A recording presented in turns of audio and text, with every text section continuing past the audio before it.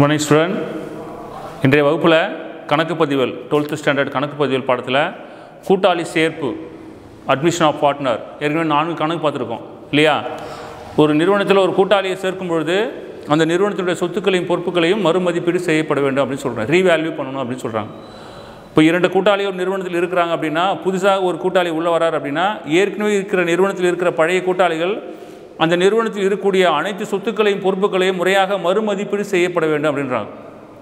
Revalue பண்ணணும். Revalue பண்ண பிறகு தான் புதிய கூட்டாளியை நிறுவனத்தில் உள்ளே கூப்பிட முடியும். சரியா? அவர் உள்ளே வரும்போது கண்டிப்பாக முதல் கொண்டு வருகிறார் அப்படின்னு சொல்லுங்கள், கேபிட்டல் கொண்டு வரார் அப்படின்னு சொல்கிறாங்க. அப்போது மறுமதிப்பீடை முறையாக என்ன பண்ணுறோம், சொத்துக்களையும் பொறுப்புகளையும் மறுமதிப்பீடு செய்யப்பட வேண்டும் அப்படின்னு சொல்கிறாங்க. ஏன் புதிய கூட்டாளிகளுக்கு அந்த லாபத்தை கொடுப்பதற்கு பதிலாக தன்னுடைய நிறுவனத்தில் இருக்கக்கூடிய அனைத்து பழைய கூட்டாளிகள் அந்த நிறுவனத்தினுடைய லாபத்தை பகிர்ந்தளிக்கப்பட வேண்டும் அப்படின்னு சொல்கிறாங்க. கவனிங்க, 174வது பக்கத்தில் 4வது கணக்கு 174 பேஜ் நம்பர் கொஸ்டின் நம்பர் 4 அந்த பயிற்சி கணக்கில் ஹரி, மாதவன் மற்றும் கேசவன் ஆகிய கூட்டாளிகள் லாபட்டங்களை 5:3:2 என்ற விகிதத்தில் பகிர்ந்து வருகின்றனர். 2017 ஏப்ரல் 1 அன்று வாங்கிய வான்மதி என்ற ஒரு புதிய கூட்டாளி சேர்த்த பின் அவருடைய லாப விகிதம் 4:3:2:1 என்ற விகிதத்தில் முடிவு செய்யப்பட்டது. பின்வரும் சரிகட்டுதல்கள் செய்யப்பட வேண்டும் அப்படின்னு சொல்கிறாங்க. சரிகட்டுதல் கண்டிப்பாக செய்யணும். ஒரு புதிய கூட்டாளி நிறுவனத்தில் உள்ளே வராங்க அப்படின்னா அந்த நிறுவனத்தினுடைய அனைத்து சொத்துக்களையும் பொறுப்புகளையும் மறுமதிப்பீடு செய்யப்பட வேண்டும் அப்படின்னு சொல்கிறாங்க. ரீவேல்யூ பண்ணணும். ரீவேல்யூ பண்ணாமல் ஒரு புதிய கூட்டாளி நிறுவனத்தில் சேர்க்கக்கூடாது. சரியா? அதனால தான் சொல்கிறாங்க. அப்போ நீங்கள் மறுமதிப்பீடு போடணும். அப்போ 2 விதமான மறுமதிப்பீடு போடணும். இன்னும் குறிப்பேடும் கேட்டிருக்காங்க, இன்னொன்று என்ன பண்ணியிருக்காங்க, மறுமதிப்பீடு பேரேடு கணக்கும் போடணும். அப்போ குறிப்பேடு போட்டுட்டு தான் நீங்கள் பேரேடு போடணும் இல்லையா. அப்போ ஃபஸ்ட்டு நீங்கள் குறிப்பேடு சைடில் கூட போட்டுக்கலாம். ஏன் ஒரு குறிப்பேடு போடும்போது ஏன் அந்த குறிப்பேடு எதுக்காக வருது அப்படின்றத முதல்ல நீங்கள் தெரிஞ்சுங்க, தெளிவாக பார்த்து கொள்ளப்பட வேண்டும் அப்படின்னு சொல்கிறாங்க. நல்லா கவனிங்க. இப்போ ஒரு சொத்து இருக்குதுன்னு வச்சுங்க, வளாகம்ன்றது ஒரு சொத்து இல்லையா. அவங்க என்ன சொல்கிறாங்க பாருங்கள், வளாகத்தின் மதிப்பு ரூபாய் 60,000 அதிகரிக்கப்பட்டது அப்படின்னு சொல்கிறாங்க. அப்போது வளாகத்தின் மதிப்பு ரூபாய் 60,000 அதிகரிக்கப்பட்டது அப்படின்னா அந்த நிறுவனத்தினுடைய சொத்து மதிப்பு அதிகரிக்கப்பட்டது அப்படின்றாங்க. அப்போது சொத்து மதிப்பு அதிகரித்தால் எங்கே வரும் அப்படின்னா மறுமதிப்பீடு கணக்கில் வரவு சைடில் வரும். நல்லா கவனிங்க, சொத்து மதிப்பு அதிகரித்தா மறுமதிப்பீடு கணக்கில் வரவு பக்கத்தில் வரும். சொத்து மதிப்பு குறைஞ்சா பற்று பக்கத்தில் வரும். இது தெரிஞ்சுங்க. சொத்து மதிப்பு குறைந்தால் பற்று, சொத்து மதிப்பு அதிகரித்தால் வரவு அப்படின்னு சொல்கிறாங்க. அப்போ இந்த இடத்துல என்ன வருது அப்படின்னு பார்க்கும்போது வளாகத்தின் மதிப்பு ரூபாய் 60,000 அதிகரிக்கப்பட்டது அப்படின்றாங்க. அப்போ அதிகரிக்கப்பட்டதுன்னா சொத்து மதிப்பு அதிகரிக்கிறது. அப்போ இங்கே பற்றுன்னு சொன்னால் எங்கே போகும், அது வரவில் போகும் அப்படின்னு சொல்லலாம். அப்போ நீங்கள் போடும்போது வளாகம் குறிப்பேடு பாருங்கள், வளாகம் கணக்கு பற்று, மறுமதிப்பீடு கணக்கு வரவு. நல்லா புரிஞ்சுங்க. வளாகம் கணக்கு பற்று, மறுமதிப்பீடு கணக்கு வரவு. அப்போது வளாகன்றது பற்றில் இருக்குது, எங்கே வரணும், ஆக்சுவலாக வரவில் வந்துடும். மறுமதிப்பீடு கணக்கில் வரவில் வரும். அப்போது இங்கே பற்றில் இருந்தால் வரவில் வரும், இங்கே வரவில் இருந்துச்சுன்னா எங்கே போயிடும், பற்றில் போயிடும். அப்போ வளாகம் கணக்கு பற்று, மறுமதிப்பீடு கணக்கு வரவு. அப்போ வளாகம் எங்கே இருக்குது, பற்றில் இருக்குது, எங்கே வரணும், அது மறுமதிப்பீடு கணக்கில் வரவு பகுதியில் வரணும். அப்போ இங்கே வளாகம் அப்படின்னு போட்டுங்க, வளாகம் கணக்குன்னு போட்டு இப்போ எவ்வளோ அமௌண்ட், 60,000, இந்த 60,000 அங்கே போட்டுங்க. அப்போ வளாகத்தினுடைய மதிப்பு அதிகரிக்கப்பட்டது, சொத்து மதிப்பு அதிகரிக்கப்பட்டது. அப்போ சொத்து மதிப்பு அதிகரித்தால் எங்கே வரணும், வரவு. சொத்து மதிப்பு குறைஞ்சால் பற்று சைடில் போடணும். சரியா? அப்போ ஃபஸ்ட்டு முடிஞ்சிடுச்சு. 2வது கவனிங்க, சரக்கு இருப்பு ரூபாய் 5,000, அரைகலன் மீது 2,000, இயந்திரம் மீது 2,000. தேய்மானம் நீக்கப்பட வேண்டும். தேய்மானம் மீன்ஸ் டிப்ரிசியேஷன். டிப்ரிசியேஷன்னா சொத்து மதிப்பு குறையுது அப்படின்னு சொல்கிறாங்க. அப்போ சொத்து மதிப்பு குறைஞ்சா எங்கே வரணும், பற்றில் வரணும். அப்போ நம்ம குறிப்பேடு போட போகிறோம். அப்போ பாருங்கள், 2வது குறிப்பேடு மறுமதிப்பீடு கணக்கு பற்று, அரைகலன் கணக்கு வரவு, அரைகலன் கணக்கு வரவு, சரக்கிருப்பு கணக்கு வரவு,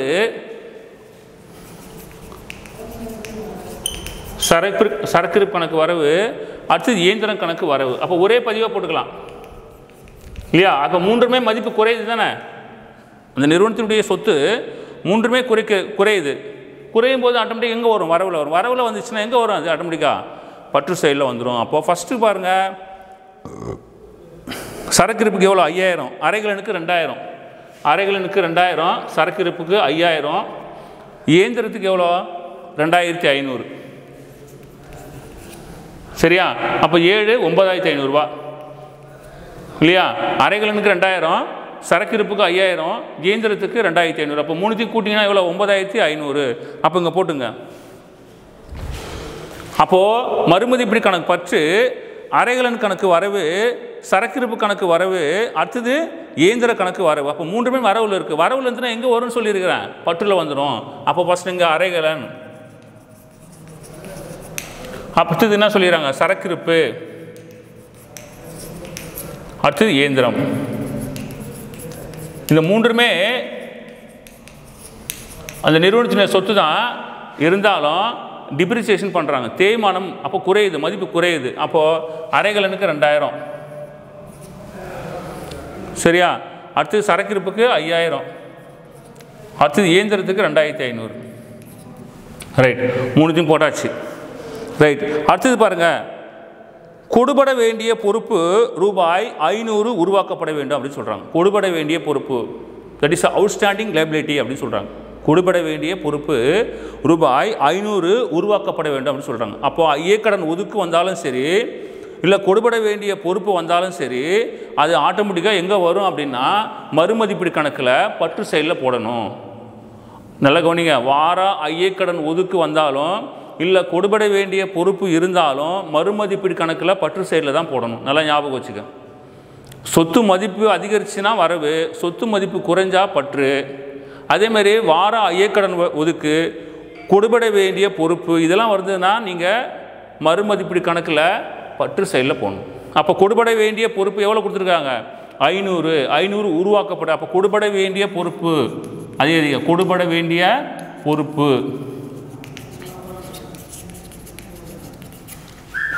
500 ரூபா இங்கே போட்டுங்க. கொடுபட வேண்டிய பொறுப்பு எவ்வளோ? 500 ரூபா பற்று செயலில் போட்டுங்க. ரைட், வேறு எதுனா இருக்கா அப்படின்னா வேறு எதுவும் இல்லை. குறிப்பேடு பதிவுகள் தந்து மறுமதிப்பீடு கணக்கினை தயாரிச்சோம். குறிப்பேடு போட்டுட்டோம் இல்லையா? அப்போ மூன்றாவது பதிவு பாருங்கள், மறுமதிப்பீடு கணக்கு பற்று கொடுபட வேண்டிய பொறுப்பு கணக்கு வரவு.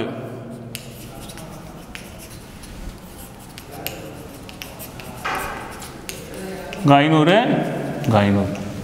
இல்லையா? அப்போ 3 குறிப்பேடு, சைடில் 3 குறிப்பேடு போட்டோம். அந்த குறிப்பேடை வச்சு நம்ம என்ன பண்ணுவோம், பேரிடு போட்டோம். இப்போ பாருங்கள், வளாகம் கணக்கு பற்று மறுமதிப்பீடு கணக்கு வரவு. அப்போ வளாகம் எங்கே இருக்குது?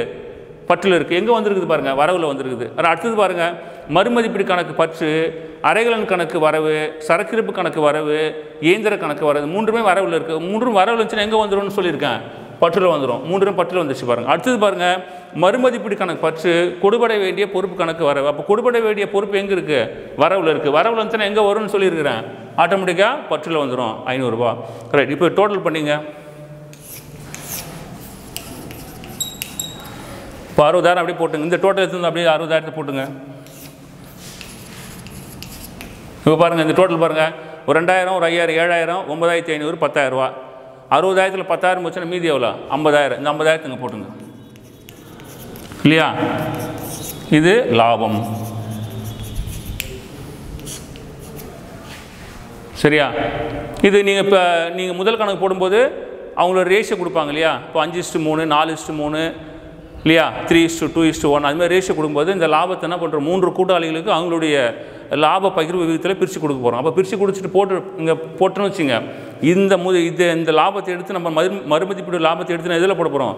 முதல் கணக்குக்கு மாற்றப்படுகிறது அப்படின்னு சொல்கிறாங்க. ஒன்லி அவங்க என்ன கேட்குறாங்கன்னா, ஒரு நிறுவனத்தில் ஒரு கூட்டாளியை சேர்க்கும் பொழுது அந்த நிறுவனத்தினுடைய சொத்துக்களையும் பொறுப்புகளையும் முறையாக மறுமதிப்பீடு செய்யப்பட வேண்டும். அப்படி மறுமதிப்பீடு செய்யப்பட வேண்டிய நேரத்தில் ஒரு புதிய கூட்டாளியை உள்ளே சேர்க்குறாங்க. இப்போ மறுமதிப்பீடு அப்படின்போது அந்த நிறுவனத்தின் சொத்துக்களையும் பொறுப்புகளையும் என்ன பண்ணுறாங்க, மறுமதிப்பீடு செய்கிறாங்க. மறுமதிப்பீடு செய்யும்போது குறிப்பேடு முதல்ல ஃபஸ்ட்டு போட சொல்கிறாங்க. குறிப்பேடு போட்டு அதுக்கப்புறம் என்ன பண்ணுறாங்க, பேரேடு போட சொல்கிறாங்க. அப்போ லாபம் எவ்வளோ? 50000 ரூபா கிடச்சிருக்கு. சரியா? இதுதான் நீங்கள் கரெக்டாக பார்த்து நீங்கள் போடணும். 4வது கணக்கு பார்த்தோம் இல்லையா, சொத்துக்களையும் பொறுப்புகளையும் மறுமதிப்பீடு செய்து குறிப்பேடு பதிவுகளை தந்து அதுக்கப்புறம் பேரேடு கணக்கில் தயாரிக்கப்பட வேண்டும். பேரேடுன்றது ஒரே ஒரு பேரேடு தான், மறுமதிப்பீடு கணக்கு மட்டும்தான். இப்போ 5வது கணக்கு பாருங்கள், சீனு மற்றும் சிவா என்ற இரு கூட்டாளிகள் அவர்கள் தங்கள் லாபம் மற்றும் நட்டங்களை 5:3 என்ற விதத்தில் பிரித்துக் கொள்கின்றனர் அப்படின்னு சொல்கிறாங்க. இப்போ நேரம் நம்ம என்ன பண்ண போகிறோம், நடவடிக்கைக்கு போயிடலாம். சரியா? அப்போ நம்ம 2 போட போகிறோம், குறிப்பேடும் போட போகிறோம், பேரேடும் போட போகிறோம். குறிப்பேடுக்கு நம்ம இங்கே தனியாக இடத்த ஒதுக்கிட்டோம், பேரேடுக்கு நம்ம தனியாக மறுமதிப்பு கணக்கு போட்டாச்சு. சரியா? ரைட், இப்போ பார்த்தீங்கன்னா ஃபஸ்ட்டு நடவடிக்கை பாருங்கள், கட்டடம் மதிப்பினை ரூபாய் 40,000 உயர்த்த வேண்டும் அப்படின்னு சொல்கிறாங்க. பில்டிங் வேல்யூ என்ன பண்ணுறாங்க, ரீவேல்யூ பண்ணுறாங்க, இன்க்ரீஸ் பண்ணுறாங்க, உயர்த்தி 40,000 உயர்த்த வேண்டும் அப்படின்னு சொல்லி நான் சொன்னேன். சொத்து மதிப்பு அதிகரித்தா மறுமதிப்பீடு கணக்கில் எங்கே வரும்னு சொல்லியிருக்கிறேன். சொத்து மதிப்பு அதிகரித்தா எங்கே வரும்னு சொல்லியிருக்கேன், மறுமதிப்பு கணக்கில் வரவு சைடில் வரும். அப்போது வரவுலன்னு சொன்னால் குறிப்பேடு போடும்போது எங்கே போடணும், பற்றில் போடணும். பற்றில் போட்டால் பேரேடில் எங்கே வரும், வரவில் வந்துடும். அப்போ பேரேடு ஃபஸ்ட்டு போடும்போது நீங்கள் கட்டடம் ஃபஸ்ட்டு ஒன்று கட்டடம் கணக்கு பற்று மறுமதிப்பீடு கணக்கு வரவு. நல்லா புரிஞ்சுங்க. கட்டடம் கணக்கு பற்று மறுமதிப்பீடு கணக்கு வரவு. பில்டிங் வேல்யூ இன்க்ரீஸ் ஆகுது இல்லையா, சொத்துனுடைய மதிப்பு அதிகரிச்சதுன்னா வரவு சைடில் போடணும்னு சொல்லியிருக்கேன். அப்போ குறிப்பேடு நீங்கள் போட்ட பிறகு பேரேடு போடணும். சரியா? அப்போ 40,000, அப்போ 40,000 ரூபாய் அதிகரிக்கப்பட வேண்டும். அப்போ 40,000 போட்டுக்கலாம். சரியா? 40,000 போட்டு அப்போ கட்டடம் இங்கே போட்டுங்க, கட்டடம் அப்படின்னு போட்டு பேரேட்டில் போட்டுக்கலாம். கட்டடம் கணக்கு அப்படின்னு போட்டு இங்கே 40,000 ரூபா போட்டுங்க. ஏன் இங்கே பற்றில் இருக்குது, எங்கே வரும்னு சொல்லியிருக்கேன், வரவில் வரும்னு சொல்லியிருக்கிறேன். அங்கே பற்றில் இருந்துன்னா எங்கே வரும்னு இருக்க, மறுமதிப்பீட்டில் வரவில் வரும்னு சொல்லிட்டு. ரெண்டாவது நடவடிக்கை கவனிங்க. கணக்கீடுகளில் இதுவரை பதிவுப்படாத ரூபாய் 10,000 மதிப்புள்ள முதலீடுகளை கணக்கில் கொண்டு வர வேண்டும் அப்படின்னு சொல்கிறாங்க. முதலீடு தட் இஸ் இன்வெஸ்ட்மெண்ட் அப்படின்னா ஒரு நிறுவனத்தில் ஒரு புதிய கூட்டாளியோ இல்லை வேறொரு நபரோ நிறுவனத்தில் முதல் கொண்டு வரும்பொழுது அவங்க என்ன பண்ணுறாங்க, கணக்கில் கொண்டு வரப்படாத இதுவரை பதிவுப்படாத முதலீடுகளை கணக்கில் கொண்டு வரப்படும் அப்படின்னு சொல்கிறாங்க. அப்போ தட் இஸ் இன்வெஸ்ட்மெண்ட் முதலீடு, நிறுவனத்துக்கு பணம் உள்ளே வருது, நிறுவனத்தின் சொத்தினுடைய மதிப்பு அதிகரிக்குது அப்படின்னா மறுமதிப்பீடு கணக்கில் ஆட்டோமேட்டிக்காக வரவு பக்கத்தில் போட்டுக்கணும். முதலீடு கொண்டு வரப்பட வேண்டும், சொத்தினுடைய மதிப்பு அதிகரிக்கப்பட வேண்டும் அப்படின்னா மறுமதிப்பீடு கணக்கில் வரவு பக்கத்தில் போடணும். அப்போ குறிப்பேடுன்றதை நம்ம போடணும். அப்போ அங்கே பற்றுனா இங்கே வரவில் வந்துடும். அப்போ பாருங்கள் முதலீடுகள். அப்போ ரெண்டாவது பாருங்கள் முதலீடுகள் கணக்கு பற்று மறுமதிப்பீடு கணக்கு வரவு. இதுவரை பதிவுப்படாத முதலீடுகள் கணக்கில் கொண்டு வரப்பட வேண்டும். அப்போது பணம் உள்ளே வருது, அப்போ சொத்தினுடைய மதிப்பு அதிகரிக்குது இல்லையா. ஏற்கனவே ஒரு குறிப்பிட்ட சொத்து நிறுவனத்தில் இருக்குது, ஒரு முதலீடு உள்ளே வரும்போது ஆட்டோமேட்டிக்காக நிறுவனத்தின் சொத்து குறையுமா அதிகரிக்குமா, அதிகரிக்கும் அப்படின்னு சொல்கிறாங்க. அப்போது அதிகரிக்கும் போது முதலீடுகள் கணக்கு பற்று மறுமதிப்பீடு கணக்கு வரவு. அப்போ எவ்வளோ கொண்டு வராங்க பாருங்கள், முதலீடுகள் 10,000 கொண்டு வராங்க. அப்போ 10,000 போட்டுங்க. அப்போ இங்கே முதலீடு கணக்கு பற்றுனா எங்கே வரும், ஆட்டோமேட்டிக்காக பேரேட்டில் வரவில் வந்துடும். அப்போ முதலீடுகள் இங்கே 10,000 போட்டுங்க. சரியா? அடுத்தது பாருங்கள், அடுத்த நடவடிக்கை பாருங்கள். இயந்திர மதிப்பு ரூபாய் 14,000 மற்றும் அறைகளின் மதிப்பு ரூபாய் 12,000 குறைக்க வேண்டும் அப்படின்னு சொல்கிறாங்க. அப்போ இயந்திர மதிப்பு 14,000, அறைகளின் மதிப்பு 12,000 குறைக்க வேண்டும். தட் இஸ் அதோட மதிப்பு குறையுது, சொத்து மதிப்பு குறையுது. அப்போ சொத்து மதிப்பு குறைஞ்சதுன்னா என்ன வரும்னு சொல்லியிருக்கேன், பற்றில் வரும் அப்படின்னு சொல்லியிருக்கேன். அப்போது அங்கே பற்றில் வரணும்னா குறிப்பேட்டில் எங்கே வரணும், அது வரவில் வரணும். சரியா? அப்போ மூன்றாவது குறிப்பேடு பாருங்கள், மறுமதிப்பீடு கணக்கு பற்று இங்கே பாருங்கள், இயந்திரம் அறைகலன், இயந்திர கணக்கு வரவு, அறைகலன் கணக்கு வரவு. நல்லா புரிஞ்சுங்க. ஒரு இயந்திரத்தினுடைய மதிப்பும் அறைகளினுடைய மதிப்பும் குறையுது, குறைஞ்சா ஆட்டோமேட்டிக்காக வரவில் வரும். இங்கே வரவில் வந்துச்சுன்னா ஆட்டோமேட்டிக் எங்கே வரும், பற்றில் வந்துடும். அப்போ எவ்வளோ குறையுதுன்னு பார்க்கும்போது இயந்திரத்துக்கு 14,000, இதுக்கு 12,000. அப்போ ரெண்டுத்தையும் கூட்டிங்கன்னா எவ்வளோ வரும் பாருங்கள், 14 ஒரு 12 எவ்வளோ, 26,000. இந்த 26,000 இங்கே போட்டுங்க. சரியா? அப்போ இங்கே வரவில் இருந்துச்சுன்னா ஆட்டோமேட்டிக் எங்கே வரும், இது பற்றில் வந்துடும். அப்புறம் இயந்திரம் இங்கே போட்டுங்க, இயந்திரம் கணக்கு 14,000, அறைகளின் கணக்கு 12,000. சரியா?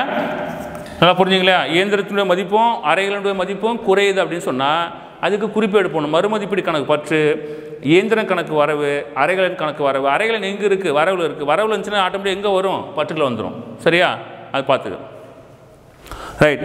அடுத்தது பற்பல கடனீந்தோரில் 16,000 போக்கு எழுதப்பட வேண்டும் அப்படின்னு சொல்கிறாங்க. நல்லா புரிஞ்சுங்க, விளக்கமாக சொல்லிடுறேன். பற்பல கடனீந்தோர் அப்படின்றது நிறுவனத்துடைய பொறுப்பு. இப்போ நான் ஒரு கம்பெனி ஆரம்பிச்சிருக்கிறேன். நான் கம்பெனி ஆரம்பிக்கும்பொழுது எனக்கு போதிய பணம் இல்லை, ரொக்கம் இல்லை. அந்த ரொக்கம் இல்லாததால் நான் என்னன்றேன்னா வெளியிலேருந்து பணம் வாங்கியிருக்கிறேன், கம்பெனிக்காக வாங்கியிருக்கிறேன். அப்போ கம்பெனிக்காக பணம் வெளியிலேருந்து பணம் வாங்கி ஏதோ ஒரு தொழிலை செய்து அதன் மூலியமாக கிடைக்கின்ற லாபத்தை இருந்து அதிலிருந்து ஒரு குறிப்பிட்ட பணத்தை நான் என்ன பண்ணுறேன், வெளியிலேருந்து வாங்கின தொகையை நான் வெளியில் ஆட்களுக்கு கொடுக்குறேன். இப்போ நான் ஒருத்தர் 10,000 வாங்கியிருக்கிறேன் அப்படின்னா அந்த 10,000 நான் கொடுக்குறேன் அப்படின்னா அதுதான் போக்கு எழுதுக அப்படின்னு சொல்கிறாங்க. அப்போ பற்பல கடனீந்தோர், நிறுவனம் வெளியிலேருந்து வாங்கின கடனுக்காக நான் வெளியிலேருந்து நான் கொடுக்குறேன் இல்லையா, ஒரு நிறுவனம் பிறருக்கு கொடுப்பது, அதுதான் பற்பல கடனீந்தோர், போக்கு எழுதுது அப்படின்னு சொல்கிறாங்க. அப்போது நிறுவனத்துடைய பொறுப்பு குறையுதுன்னு அர்த்தம். பற்பல கடனீந்தோர் போக்கு எழுதுவது அப்படின்ற வார்த்தைக்கு அர்த்தம் என்னன்னா நிறுவனத்தினுடைய பொறுப்பு மதிப்பு குறையுதுன்னு அர்த்தம். அப்போது நிறுவனத்துடைய பொறுப்பு மதிப்பு குறைஞ்சா மறுமதிப்பீடு கணக்கில் எங்கே வரும் அப்படின்னா வரவு பக்கத்தில் வரும்.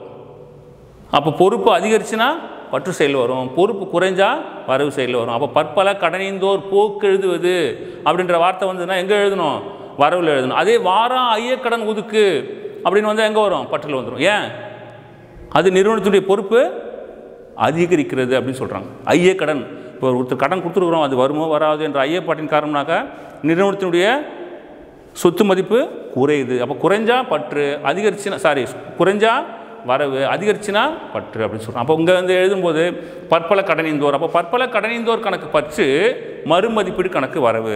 குறிப்பிட எழுதிங்க, பற்பல கடனீந்தோர் போக்கு எழுதுவது கணக்கு பற்று, மறுமதிப்பீடு கணக்கு வரவு. அப்போ எவ்வளோ அமௌண்ட்டு, 16,000 போட்டுங்க, 16,000 16,000 சரியா.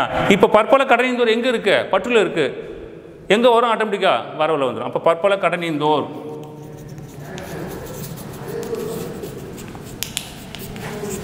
எவ்வளோ, 16,000 இல்லையா. வேறு எதுனா இருக்கா பார்த்தீங்கன்னா வேறு நடவடிக்கை எதுவும் இல்லை, க்ளோஸ் பண்ணிக்கலாம். ரைட், மொத்த டோட்டல் பாருங்கள் 40 9 50 66,000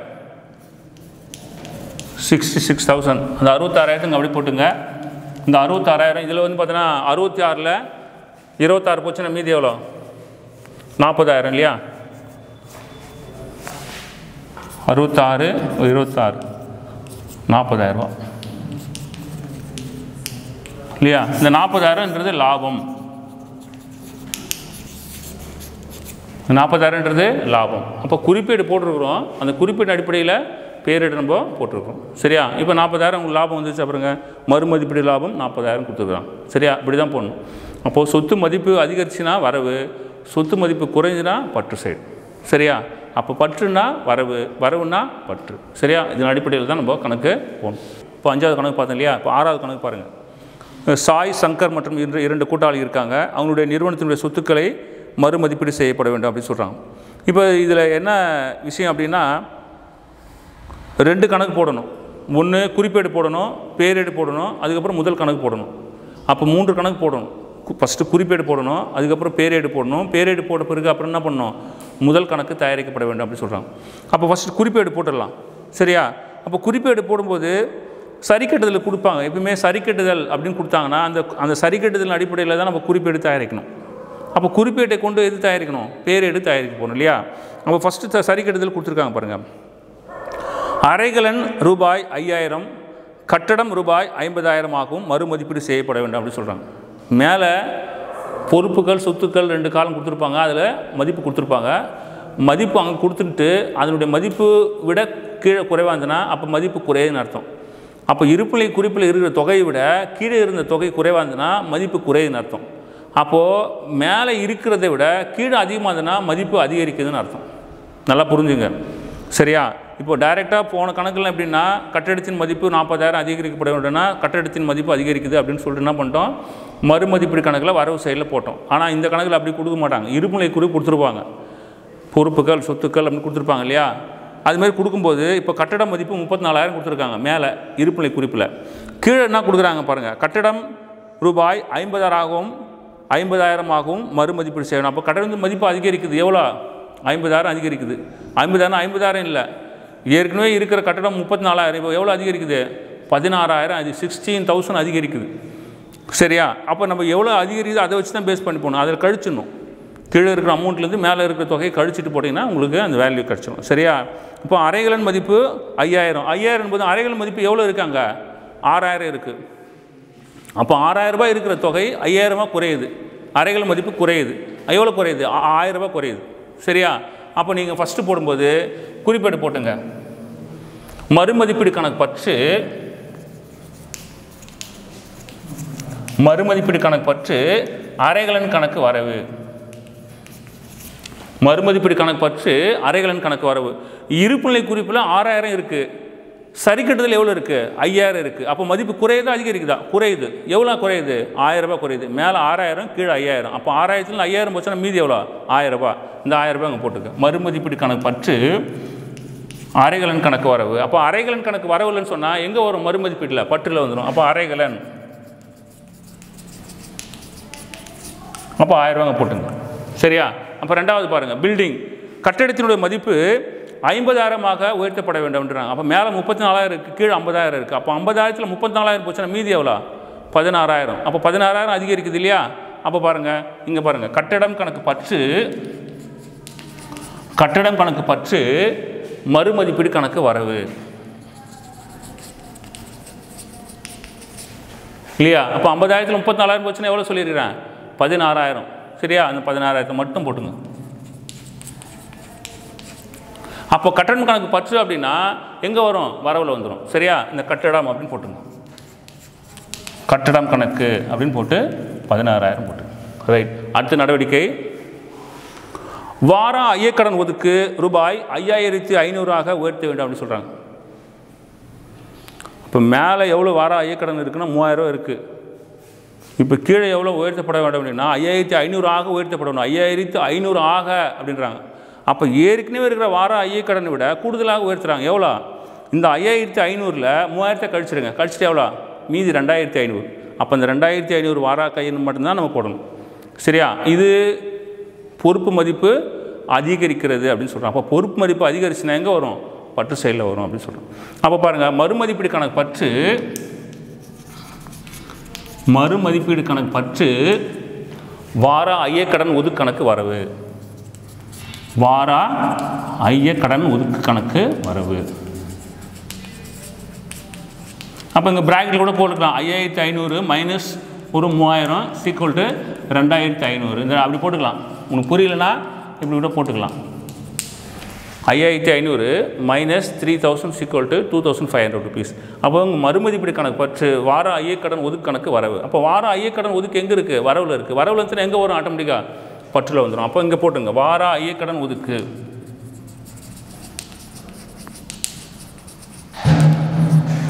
2500. சரியா? அடுத்த நடவடிக்கை, ஏற்கனவே சொல்லியிருக்கேன், பதிவுறா முதலீடுகள் கணக்கில் கொண்டு வரப்பட வேண்டும் அப்படின்னு சொல்கிறாங்க. பதிவுறா முதலீடுகள் ஒரு நிறுவனம் இருக்குது அப்படின்னா வெளியிலேருந்து யாரோ மூலியமாக நிறுவனத்துக்கு முதலீடு உள்ளே வருது அப்படின்னா அந்த முதலீடு வந்து நிறுவனத்துக்கு சொத்தினுடைய மதிப்பு அதிகரிக்கிறது. அதான் பதிவுறா முதலீடுகள். ஏற்கனவே சொல்லியிருக்கிறேன் இல்லையா? அப்போ பதிவுறா முதலீடுகள் கணக்கில் கொண்டு வரப்படும். எவ்வளோ? 6000 கொண்டு வராங்க. அப்போ போடும்போது இங்கே 4வது குறிப்பிட்டு போட்டுங்க, முதலீடுகள் கணக்கு பற்று, முதலீடுகள் கணக்கு பற்று மறுமதிப்பீடு கணக்கு வரவு. இப்போ கணக்கில் கொண்டு வர சொத்து மதிப்பு அதிகரிக்குதுன்னு அர்த்தம் இல்லையா? அப்போ முதலீடுகள் எங்கே இருக்குது? பற்றில் இருக்குது. எங்கே வரும்? ஆட்டோமேட்டிக்காக வரவில் வந்துடும் இல்லையா? அப்போ முதலீடுகள் கணக்கு அப்படின்னு போட்டு எவ்வளோ? 6000. சரியா? ரைட். அடுத்தது பதிவுறா பொறுப்பு பதிவு செய்யப்பட வேண்டும் அப்படின்னு சொல்கிறாங்க. பதிவுறா, நான் என்ன சொல்கிறேன், அவுட்ஸ்டாண்டிங் லைபிலிட்டிஸ் அப்படின்றது எங்கே வரும் அப்படின்னா எங்கே வரும்? ப்ரொவிஷன் பேட் டெட்ஸும் அவுட்ஸ்டாண்டிங் லைபிலிட்டி எங்கே வரும்னா பற்று சைடில் தான் வரும். சரியா? நல்லா புரிஞ்சுங்க. கொடுபடா பொறுப்பு வார ஐயக்கடன் ஒதுக்கு பொறுப்பு மதிப்பு அதிகரிச்சுன்னா பற்று சைடு, பொறுப்பு மதிப்பு குறைஞ்சா ஒரு சொத்தினுடைய மதிப்பு அதிகரிச்சுன்னா பதிவுறா முதலீடுகள் இது எல்லாமே எங்கே வரும்? நிறுவனத்தின் மறுமதிப்பில் வரவு சைடில். அப்போது பதிவுறா பொறுப்பு பதிவு செய்யப்பட வேண்டும். எவ்வளோ? 2500. அப்போ அது பொறுப்பு தானே, அது மதிப்பு குறையுதுன்னு அர்த்தம். அப்போ இங்கே குறிப்பேடு போட்டுங்க. 5வது மறுமதிப்பீடு கணக்கு பற்று பதிவுறா பொறுப்பு,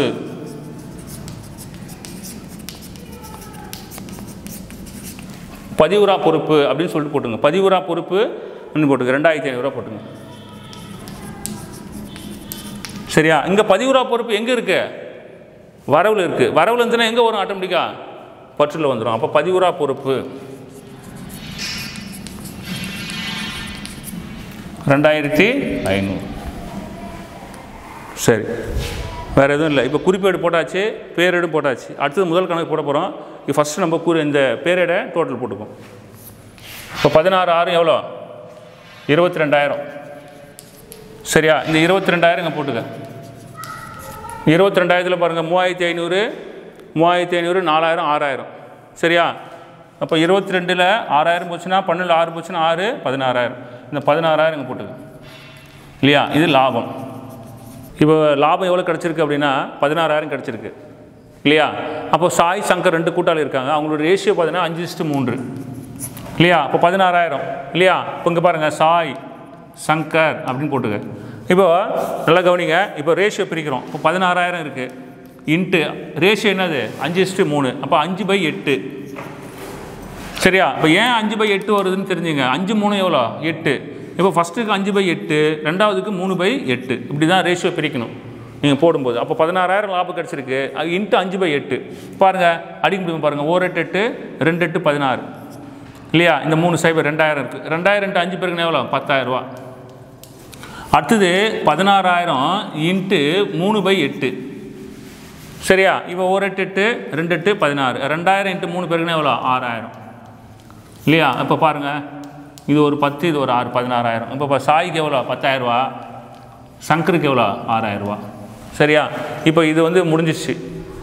மறுமதிப்பு குறிப்பீடு போட்டுட்டோம், மறுமதிப்பீடு கணக்கும் போட்டுட்டோம். மறுமதிப்பீட்டில் 16,000 வந்ததை 5:3 விகிதத்தில் அவங்களுடைய லாபங்களை பிரித்து கொள்ளப்பட்டது. அப்போ ஃபஸ்ட்டுக்கு சாய்க்கு எவ்வளோ? 10,000, சங்கருக்கு 6,000. அவங்களுடைய மறுமதிப்பீடு லாபம் பிரித்து கொள்ளப்படுது. இப்போ இந்த லாபத்தை நம்ம எந்த கணக்கு மாற்றணும் அப்படின்னா, that is a transfer to capital account, முதல் கணக்கிற்கு மாற்றப்பட வேண்டும் அப்படின்னு சொல்கிறாங்க. அப்போ இந்த முதல் கணக்கு நம்ம போடணும் இல்லையா? இப்போ 2 கணக்கு போட்டாச்சு. அடுத்தது இந்த கணக்கினுடைய கண்டினியூஷனில் that is a capital account நம்ம போடணும் இல்லையா?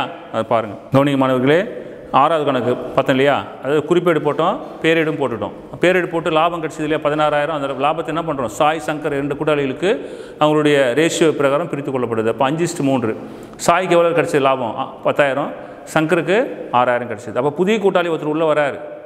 அவருடைய பேர் என்னது? சண்முகம் என்ற கூட்டாளி உள்ளே வர்றார். அவர் உள்ளே வரும்போது அவர் சும்மா வரல, அவர் பணம் கொண்டு வர்றார், முதல் கொண்டு வருகிறார். எவ்வளோ கொண்டு வர்றாரு? 12,000 ரூபா கொண்டு வர்றார். சரியா? அப்போ ஏற்கனவே இருக்கிற பழைய கூட்டாளிகள் புதிய கூட்டாளியை ஒரு முதல் கொண்டு வந்து என்ன பண்ணுறாரு நிறுவனத்தில்? அதான் கூட்டாளி சேர்ப்பு அப்படின்னு சொல்கிறோம். That is admission of partner அப்படின்னு சொல்கிறோம். அப்போ இந்த முதல் கணக்கில் பாருங்கள், முதல் கணக்குன்னு போட்டு பற்று வரவு இது சாய் சங்கர் சண்முகம். இதுலேயும் பற்று சைடில் பாருங்கள், சாய் சங்கர் சண்முகம் போட்டுங்க. ரைட். இப்போ நாள் விவரம் சாய் சங்கர் சண்முகம், அதேமாதிரி நாள் விவரம் சாய் சங்கர் சண்முகம். இது எல்லாமே வரவு, இது எல்லாமே பற்று. சென்டரில் தான் நீங்கள் முதல் கணக்குன்னு போடணும். அப்போ போடும்போது நோட்டில் போடும்போது எப்படி போடணும்? டபுள் பேஜஸில் போடணும், சிங்கிள் பேஜஸில் போடக்கூடாது. 2 பக்கத்தில் இருக்கிற பக்கத்தில் தான் நமக்கு முதல் கணக்கு போடணும். எது போனாலும் பீரியடுனாலே டபுள் பேஜஸ் தான் வரணும், சிங்கிள் பேஜஸில் போடக்கூடாது. எது சிங்கிள் பேஜஸில் போடணும்? ஜேர்னல் குறிப்பீடு மட்டும்தான் சிங்கிள் பேஜஸில் போடணும். சரியா? இது எல்லாமே டபுள் பேஜஸில் போட வேண்டிய கணக்கு. ரைட். இப்போ பாருங்கள், இப்போ முதல் கணக்கு போடும்போது ஃபஸ்ட்டு என்ன வரும் அப்படின்னா, ஏற்கனவே பழைய கூட்டாளி நிறுவனத்தில் இருக்காங்க இல்லையா, அவங்களுடைய முதல் தொகை எவ்வளோன்னு பாருங்கள். சாய் எவ்வளோ கொண்டு வர்றாரா? 48,000. சங்கர் எவ்வளோ கொண்டு வந்திருக்காருன்னா 40,000. இப்போ நீங்கள் முதல் கணக்கில் வரவு பக்கத்தில் எடுத்த உடனே இருப்பு கீழ் கொண்டு வரப்பட்டது அப்படின்னு போட்டுங்க. இருப்பு கீழ் கொண்டு வரப்பட்டது இல்லையா? அப்போ சாய் எவ்வளோ கொண்டு வர்றாருன்னா 48,000 கொண்டு வர்றாரு. சங்கர் எவ்வளோ கொண்டு வர்றாரு? 40,000 கொண்டு வர்றாரு. இவரு கிடையாது, இது பழைய கூட்டாளிகள். இப்போ புதுசாக கொண்டு வர்றாரு யார்? சண்முகம். அப்போ சண்முகம் கொண்டு வருகின்ற முதல் என்னவாக போட வேண்டும் அப்படின்னா, ரொக்கம் அல்லது வங்கி. பேங்க் மூலிமா அவர் கொடுத்தாருன்னா அது வங்கின்னு போடுங்க, ரொக்கமாக வந்து ரொக்க கணக்குன்னு போடுங்க. அப்போ இவர் பேங்க் மூலிமா தான் கொண்டு வர்றார், அப்போது வங்கின்னு போடுங்க. வங்கி கணக்கு அப்படின்னு போடுங்க. அப்போ 2த்துக்கும் டேஷ் போட்டுருங்க, இவருக்கு மட்டும் போடுங்க. இவர் எவ்வளோ கொண்டு வர்றார் அப்படின்னா பாருங்கள், 12,000 கொண்டு வர்றார். 12,000 சண்முகம் 12,000 கொண்டு வர்றார். ரைட். இது 2 ஃபஸ்ட்டு போட்டிங்க. இருப்பு கீழ் கொண்டு வரப்பட்டதுன்னு போட்டுட்டு, இது சாய்க்கு 48,000, சங்கருக்கு 40,000. பாருங்கள், பொறுப்புகள் சைடில் இருக்கும். சாய் சங்கர் முதல் கணக்குன்னு இருக்கு இல்லையா, அந்த அமௌண்ட்டை தான் எடுத்து நீங்கள் போடணும். 48,000 40,000. புதுசாக ஒரு கூட்டாளி உள்ளே வராரு இல்லையா, அவருக்கு கொண்டு வர முதல் தொகை வங்கி கணக்குன்னு போட்டு அவருடைய காலத்தில் மட்டும்தான் நீங்கள் 12,000 போகணும். இந்த காலத்தில் போடக்கூடாது. இந்த காலத்தில் ரெண்டுத்தையும் டேஷ் போடணும். சரியா? அதுக்கப்புறம் மறுமதிப்பீடு கணக்கில் நம்மளுக்கு கிடச்சிது இல்லையா லாபம், எவ்வளோ கிடச்சிது? 16,000. 2 பேரும் பிரித்து கொடுத்துருக்குறோம். சாய்க்கு எவ்வளோ? 10,000, சங்கருக்கு 6,000. அப்போ இங்கே மறுமதிப்பீடுன்னு போட்டுங்க. மறுமதிப்பீடு அப்படின்னு போட்டுட்டு இங்கே சாய்க்கு எவ்வளோ லாபம் கிடச்சிது? 10,000 ரூபா. சங்கருக்கு 6,000 ரூபா கிடச்சிது. இதுக்கு டேஷ் போட்டுருங்க. சரியா? ரைட். வேறு எதுனா இருந்ததுன்னா என்ன மாற்றணும் அப்படின்னா, பொது காப்பு, லாப நட்ட கணக்கு இதெல்லாம் இருந்ததுன்னா நம்ம பிரித்து கொடுக்கணும். சரியா? அதெல்லாம் இருக்கான்னு முதல்ல பார்க்கணும். பொது காப்பு எதனா இருக்கா? எதுவுமே இல்லை. சரியா? ரைட். வேறு எதுவும் இல்லை. இப்போ க்ளோஸ் பண்ணிக்கலாம்.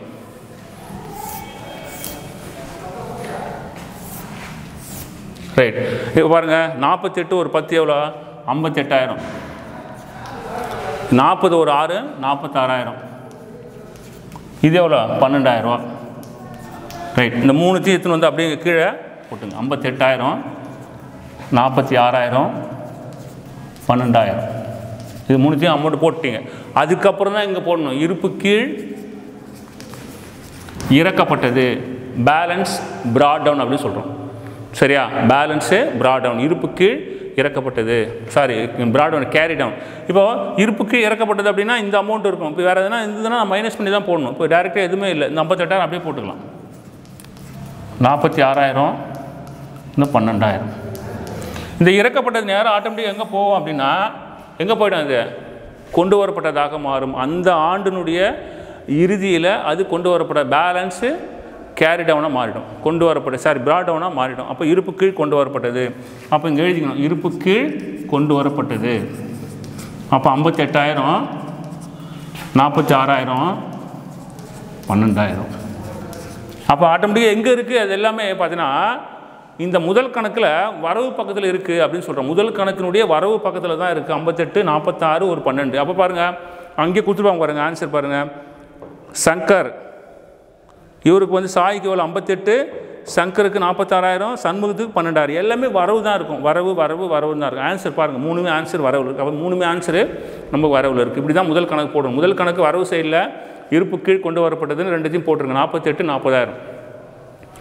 ஏற்கனவே இருக்கிற பழைய கூட்டாளிகள் நிறுவனத்தில் முதல் கொண்டு வந்திருப்பாங்க இல்லையா, அந்த முதல் தொகை தான் இது. புதுசாக ஒருத்தர் உள்ளே வராரு அப்படின்னா சண்முகம் அவருடைய கணக்கு போடும்போது வங்கின்னு போட்டு நேராக அவர் காலத்துக்கு நேராக 12,000 போட்டுருங்க. மறுமதிப்பீடு லாபம் வந்தது இல்லையா, மறுமதிப்பீடு கணக்கில் 2 பேருக்கு லாபம் பிரித்து கொடுத்துருக்கோம். யாருக்கு? சாய்க்கும் சங்கருக்கும். அந்த 10,000, 6,000 போட்டுருங்க.